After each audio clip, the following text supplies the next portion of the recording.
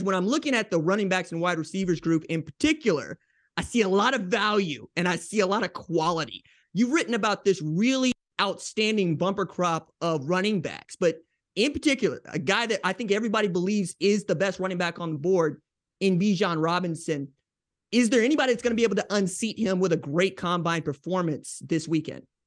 Certainly not on my board. I mean, I can understand why when on the A chain from Texas A&M run, just proves that he's the track star that we all know that he is. But absolutely lights up the turf, and there's going to be some excitement there. If Zach Charbonnet from UCLA, my number 2 rated running back in this class, if he winds up running the 4.4s at 220 plus pounds, I think he's going to create some buzz for himself. But to me, Bijan Robinson is just a special guy, and I don't expect Robinson to put up incredible 40-yard dash time. I wouldn't be surprised at all if he's in the 4.5s, and I wouldn't drop him at all if he runs in the 4.5s or even slower. The tape, again, the proof is in the pudding. And with Bijan Robinson, I mean, there's an awful lot of pudding out there because he's just been so dominant for so long. He has that great contact balance. To me, it kind of comes down to the quarterback position. Again, it's accuracy, it's anticipation, it's that spatial awareness that we talked about. The combine doesn't show those things really. That's the tape. And that's where I think some of these other quarterbacks we talked about before are going to excel. With Bijan Robinson, again, I don't know that he necessarily is going to be the greatest in workouts, but the tape just shows that he has the contact balance, the instincts. He may not have the elite breakaway speed. That's actually one of the biggest concerns I think the teams have about him. What probably will keep him out of top 5 ultimately. But I do think that he has that type of talent. I think we're going to he's going to be a first round pick. That's just comical in my mind that he's not a first round pick. There's just too many teams out there that could use a player who's going to be able to come in and immediately improve the talent, the scoring ability of your team. I'm all in on Bijan Robinson, just as I was all in on Breece Hall last year for the reasons that you already pointed out, right? The contact balance, his ability to hold on to the football. It was front page news when he fumbled the football against Texas Tech, right? That's how big a deal it was because he doesn't put the ball on the carpet. And that's number 1 for me. Do not put the ball on the floor. Jalen Hurts played an outstanding football game. Put the ball on the floor. That's the difference in the game. We can't have that, right? So that's number 1. Number 2 is the way I point to Bijan and try to cut through the noise is if he was a quarterback, he would be the guy going number 1.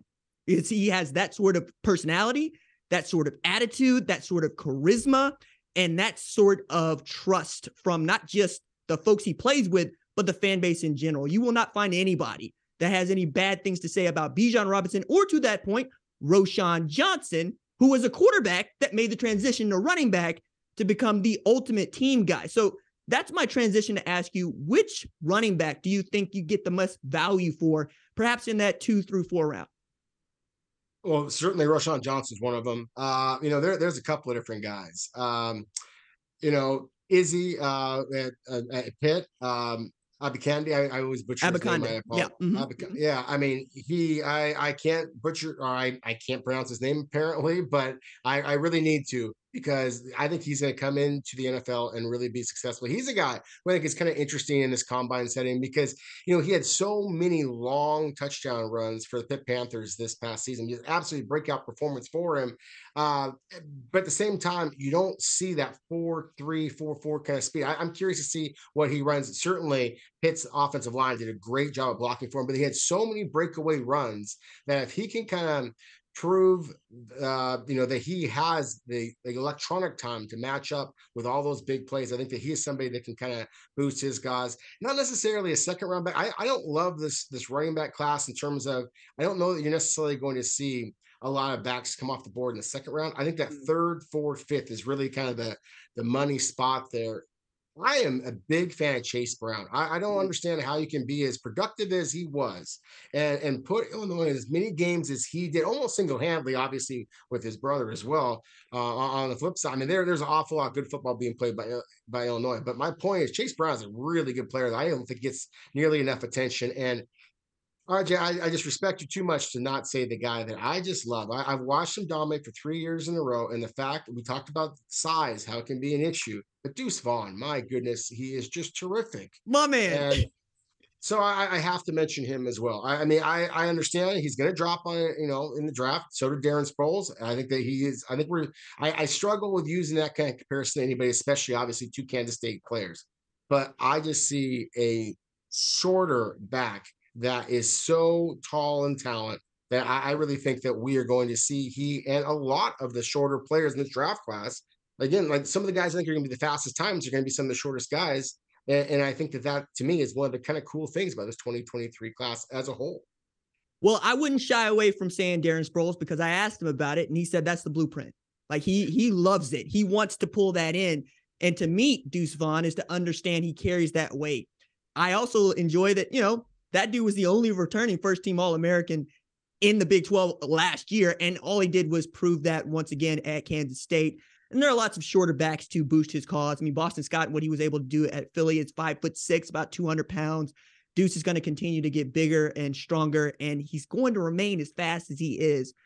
I also respect you, Rob, in that you had a 5th round grade on him. And I'm going to see, this is the draft analyst right here. This is the guy that understands how this game works. Because I look at Deuce Vaughn, I say, no, I want that guy on my football team. I got to find a way to put that guy on my football team.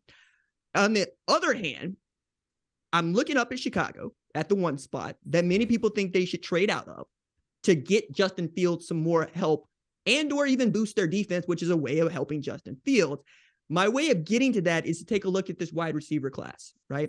And I want to start at number 6 because going into the 2021 season in my sport, we all thought that Jaxon Smith-Njigba was not just the best wide receiver in the sport, but a Heisman candidate, and quite literally was making a cause, or at least if he had the kind of year that we thought he was going to have, for being one of the better wide receivers to come out of the sport, at least in the last 2 decades.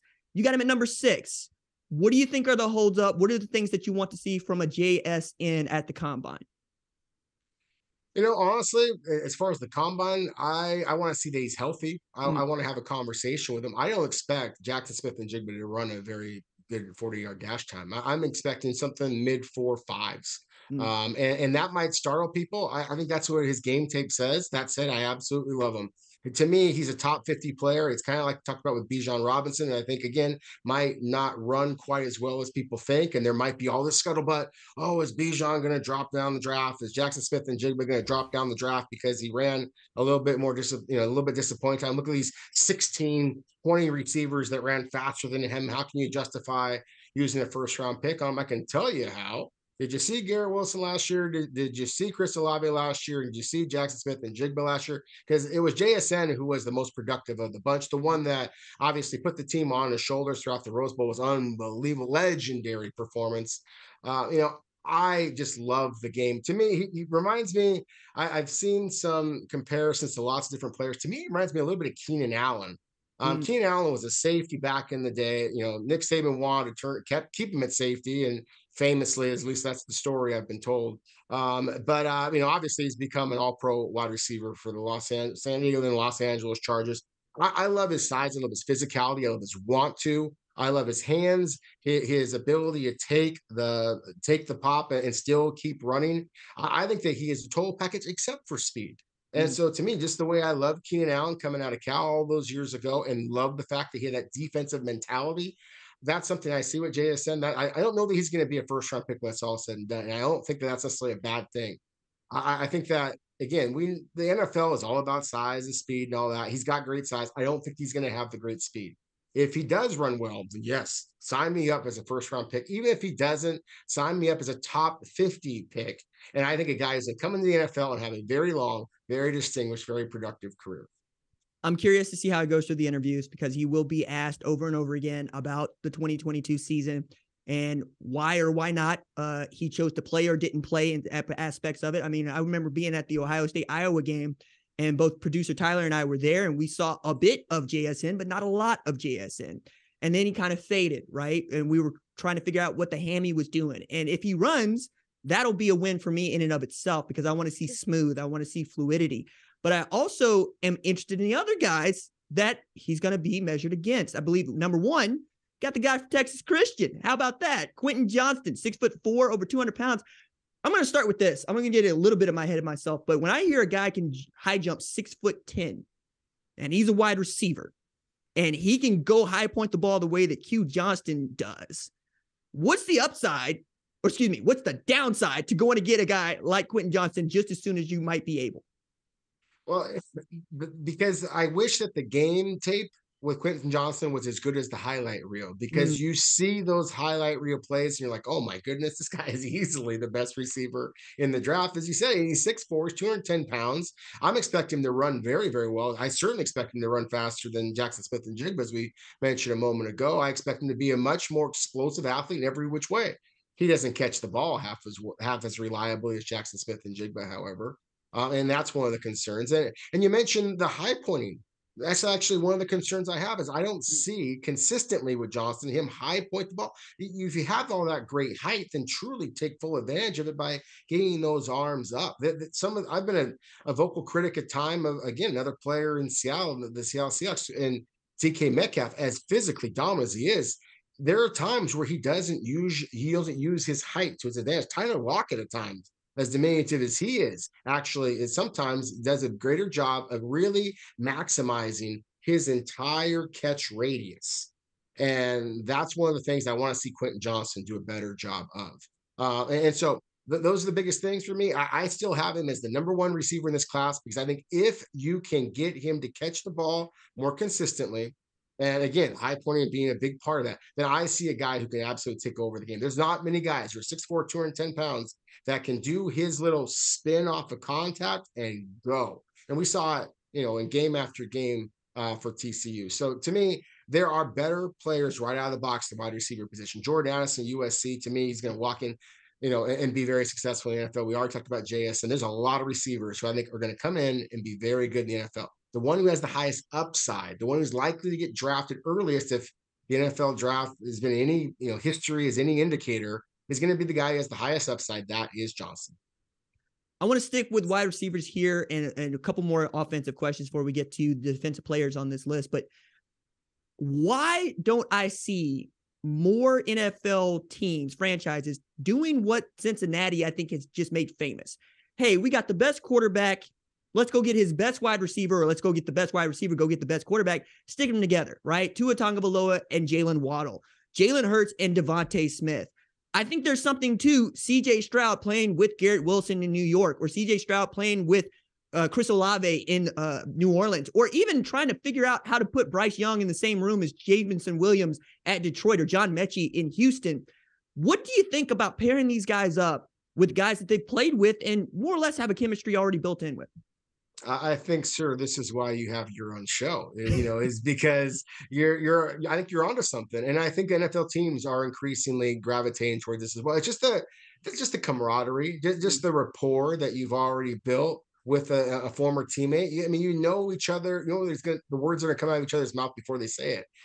And I think that in the expectations that we have of the young quarterbacks and young receivers in today's NFL, with the salaries the players get and all the notoriety of the draft and everything, it just puts the pressure that much more. So it takes time to develop that. And so if you already know these guys have a couple of years of working together, and in most cases, obviously, have developed some type of actually liking each other, not just working together at their job, very well.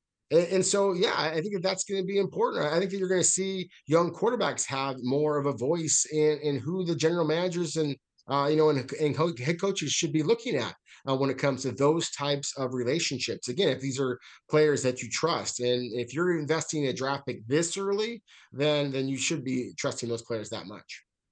I'm with you in as far as the quarterbacks having a little bit more to say about who they play with. I got to see a little bit of this when it comes to the USFL's inaugural draft. And I watch quarterbacks say to their coaches, no, I played against that guy, or I played with that guy. Let's go get him.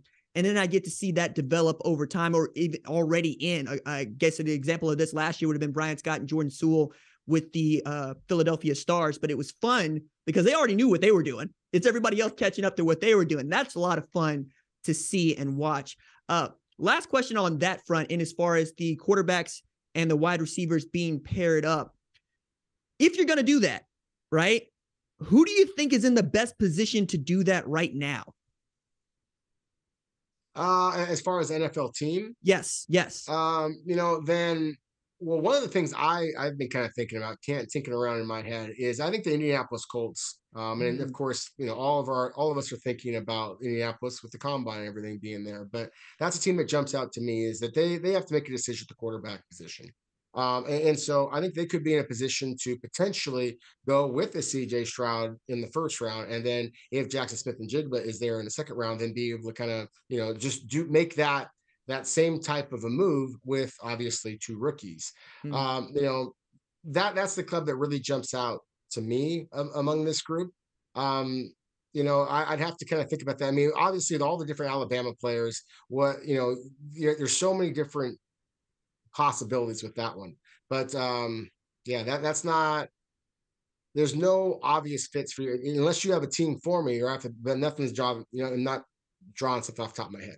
Well, okay. So you mentioned Indianapolis, and there's been a lot of scuttle about them going up to get a Bryce Young to be their starting quarterback, and I could just as easily see them going, "Hey, Jahmyr Gibbs, what do you think about, I don't know, wide receiver, running back, whatever? We just want to put you there because he has the hands and the ability to do anything you want offensively." I believe the phrase that I saw in your piece is airback.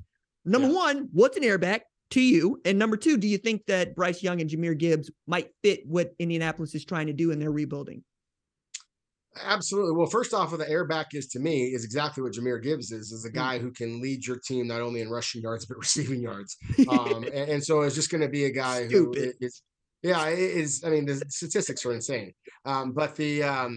But to just be able to be just as effective in the passing game as you are in the running game. It's actually a phrase that Pete Prisco at CBS Sports used to use a lot.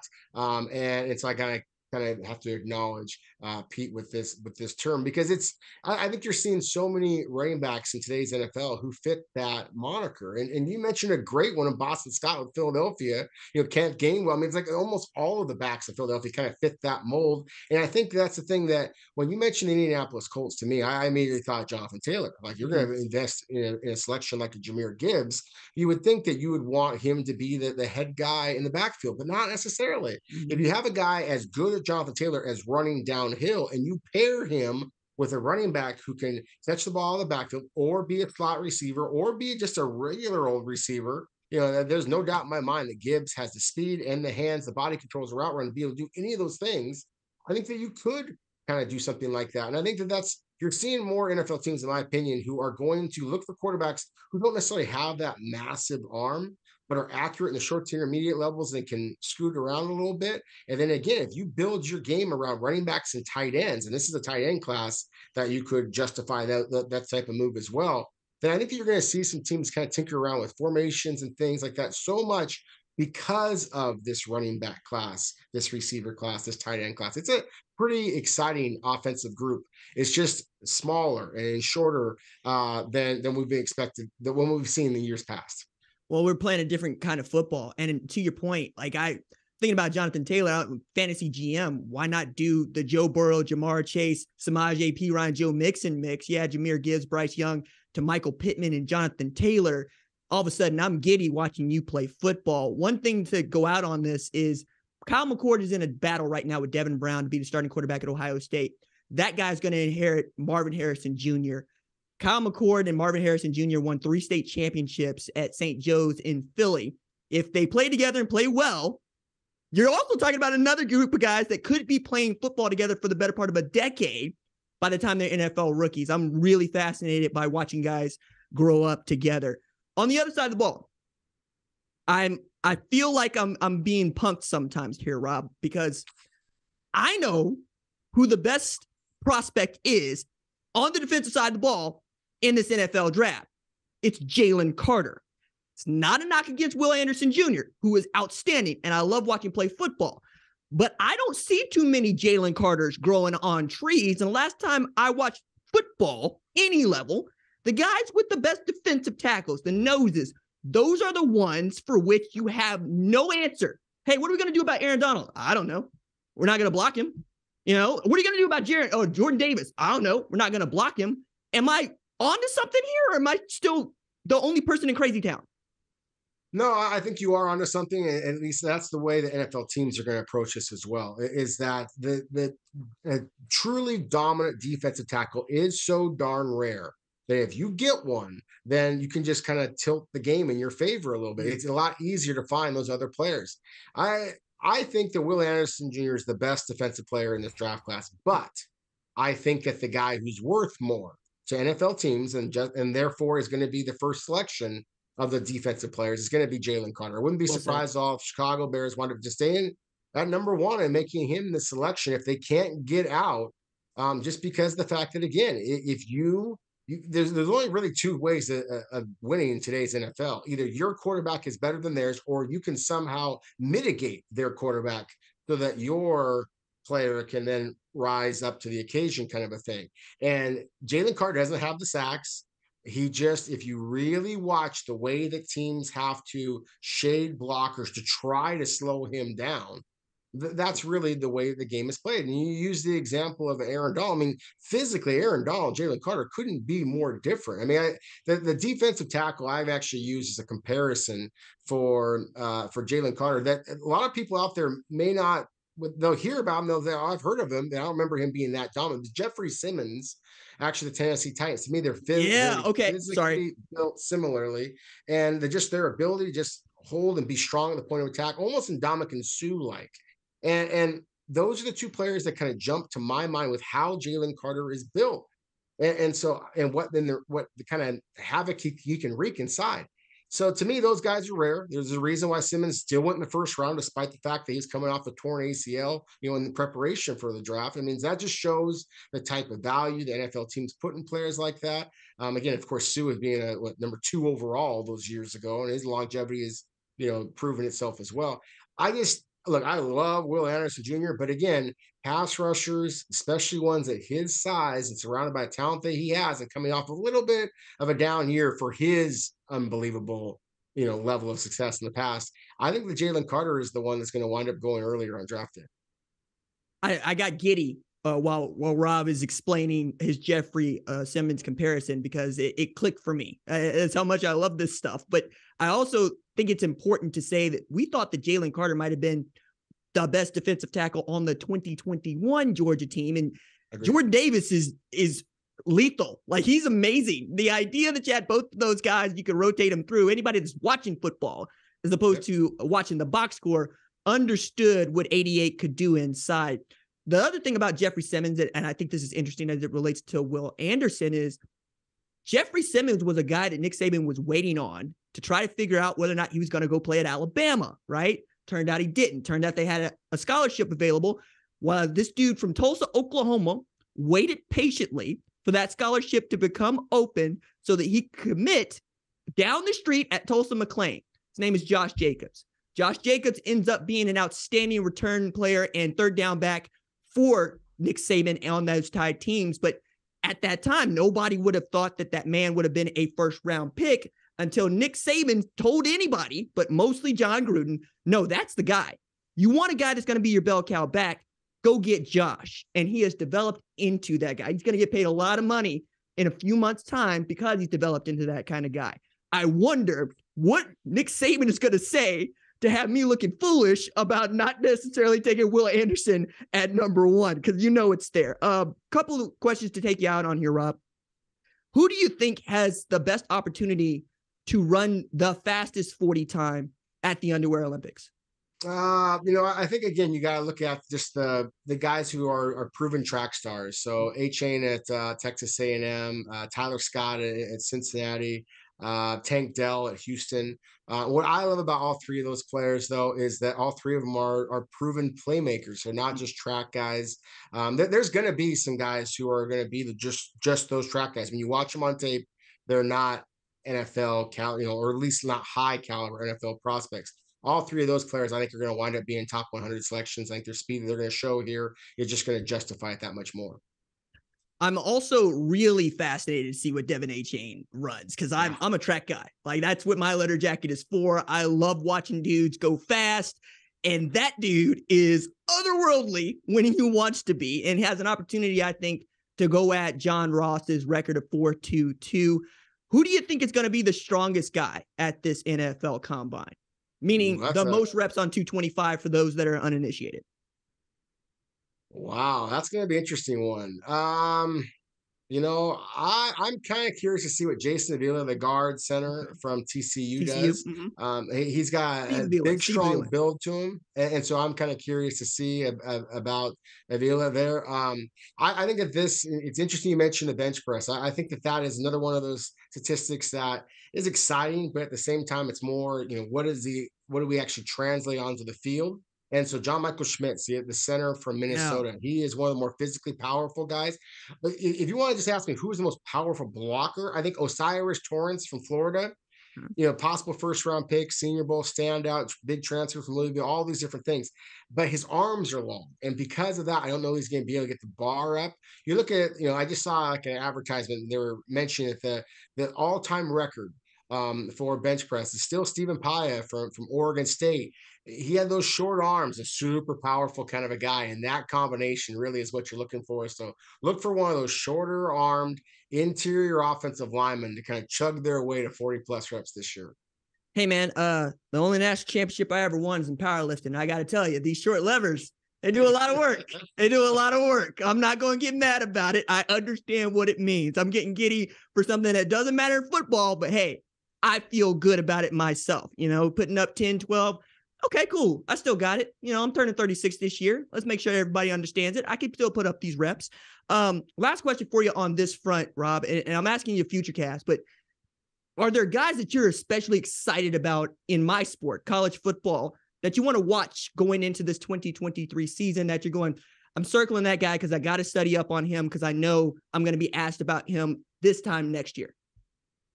Well, I mean, you mentioned Marvin Harrison Jr. I think that's the best player in the country. Okay. It's fun to watch him. The receiver on the other side from Steilacoom, Igbuka, I believe. He really good football player as well. So I'm excited about just watching the Buckeyes receivers kind of continue just to be Buckeye receivers. It's really remarkable what's happening there. So that's exciting. Caleb Williams at USC. He's just like Bryce Young. I don't care what his height is. I see a quarterback who has all the arm and athleticism I'm looking for, and it also has that anticipation. And to see that from young quarterbacks, RJ, it's just exciting. That's what I love to see. So to me, those are the big things. And then I guess the last thing I would say is just again, I'm out here in Seattle. The story that was University of Washington, Kalen DeBoer, and just the way the quarterback, took off this season for them was just Michael Penix Jr. was unbelievable for a team that, had fallen off the face of the earth, in a lot of ways. And so the comeback there, I'm curious to see how successful they'll be in year two in Seattle with DeBoer and Michael Penix, just because what they showed this past season, I think put the college football world a little bit at attention. Absolutely. 11 wins in Kalen DeBoer's first year with a transfer quarterback that everybody thought was damaged goods in Michael Penix Jr. I'm also going to turn the knife a little bit more and say JT Tuimoloau and Emeka Egbuka are both Washington natives playing for the Buckeyes and starring for them. I'm excited to see all those guys play football.